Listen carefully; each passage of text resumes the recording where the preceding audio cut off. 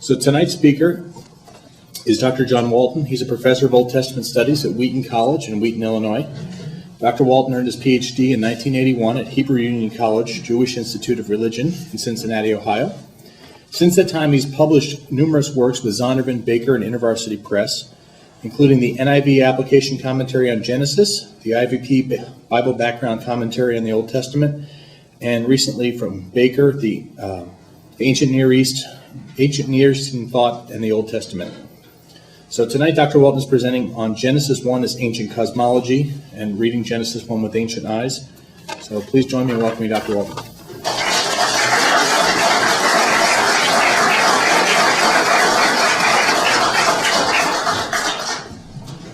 Thank you so much. It is a pleasure to be here, and thank you all for coming out. You know, the easy answer to reading Genesis 1 with ancient eyes, bifocals. But we have more to say than that. So settle in and we'll try to work through some interesting, controversial type of material. I hope to give you some new information this evening that can help you think about this area. I don't pretend to have all the answers to all the problems, and I certainly don't think that all of you will walk out of here tonight saying, oh, now I'm enlightened and I have all the answers. But at least it's some new information for you to consider. It's not the kind of thing that you can necessarily absorb all at one shot and have it change your mind, but it's stuff to add to the mix. So I'm hoping that we can make some progress on understanding Genesis 1. As we work through the biblical text, we have certain challenges that are before us. First of all, we have a commitment.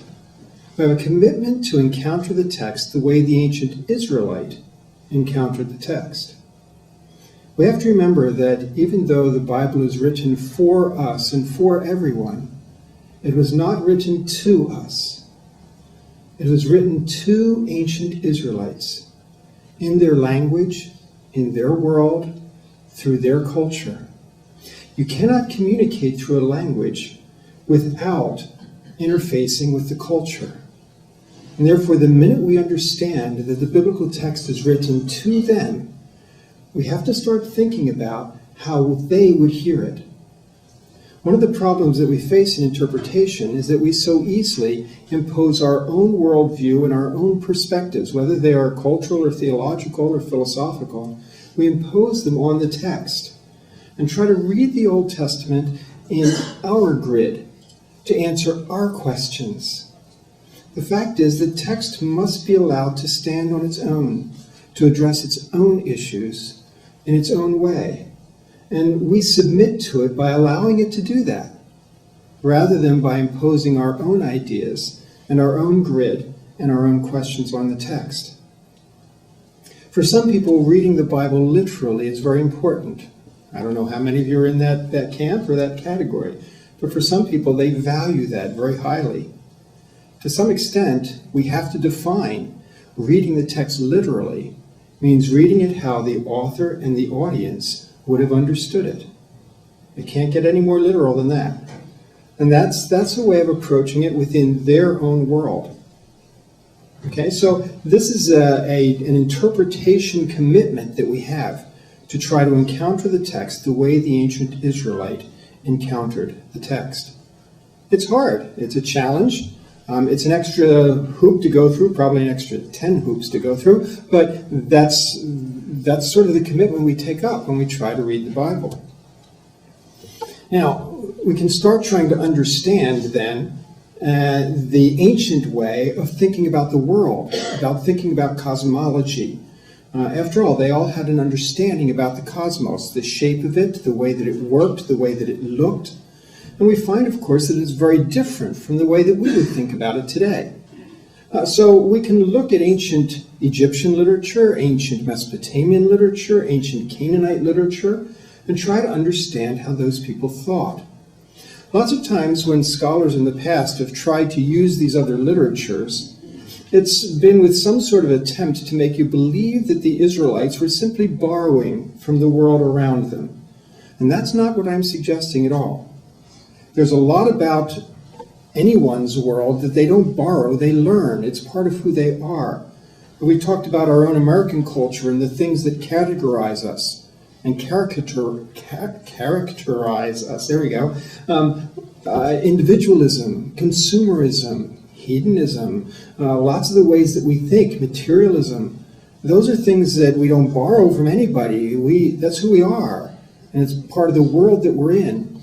And we couldn't even figure out all the ways that we think that Aristotelian philosophy works in our culture. We didn't get it from Aristotle. We just learned it because this is the world we live in. And that's true for any culture and for any people. They have a world. The Bible and the revelation that came through the Bible wasn't the sum total of Israel's world. It spoke to them in their world. But rather, it's their ancient worldview that characterizes them. Now, we can get a shot at that ancient worldview not only by reading the Bible, but by reading ancient Near Eastern literature. Not because we think that the Bible borrowed from that, but because that's how you get to see how people think. You read their literature. And some of it's disturbing to read, and some of it has theology that we would say, whoa, where did that come from? But that's okay. It's still helping us to penetrate how people thought in the ancient world. Now, I've got a little diagram there at the side. This is something that's found in Egyptian sarcophagi, particularly coffin texts and things of that sort. It portrays, let's see if, do I have a laser pointer that works? This is my laser pointer, so it's my fault if it doesn't. But anyway, okay, but you can see the sky god with the stars all over her body, arched over the top, and there's the earth god with kind of the feathers on his body stretched out on the bottom. The air god separates them, holds them up.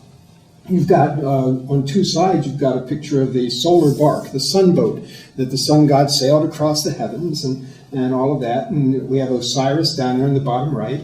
And so that's kind of a picture of ancient Egyptian cosmology. Here's a modern artist's portrayal of it that might bring it more to life. And again, the same basic issues, only painted rather than just in the diagram. By the way, my son's the author. I'm very proud of him, the artist rather. Very proud of his work. But at any rate, it gives you an idea of their cosmology. Now, there's a couple of things you'd notice right away. It's full of gods. Because that's how they thought. You know, in the ancient world, there's no distinction between the natural world and the supernatural world. They just don't think that way. Deity is part of everything. They wouldn't imagine that anything took place, or that anything was, without deity being fully ingrained and embedded in it. It's their way of thinking. So when they take a look at their cosmos, they're not drawing mountains and clouds and the sun and moon as if they were sort of natural things. There are no natural things. Those things are all gods at work. And that's how they portray them, as gods at work. Now, even though Israel didn't have gods at work and wouldn't have drawn the cosmos like this, they still believed the same thing, that there's no distinction between natural and supernatural. Everything that happens, God is involved in. They don't make distinctions between primary causation and secondary causation. Okay? None of those concepts. This is our stuff. Natural laws? No, there's no such thing as natural law in the ancient world. And the minute we start imposing all of those ideas and categories that are our own into the ancient text, we are distorting it. We are bringing a thinking to the text that it simply does not have. We're imposing categories that it doesn't use. And we shouldn't be surprised that it sometimes takes us in unusual directions that the text itself wouldn't support. And so we can understand. Now, when they looked at a picture like this in Egypt, they wouldn't think that this was somehow a material representation. They wouldn't think, for instance, that if you threw up a stone far enough that you could hit this guy in the knees. No, and this is not a physical picture of the cosmos. But this is a picture of the cosmos that portrays what really matters. What is important about the cosmos? For the Egyptians, it wasn't its material shape.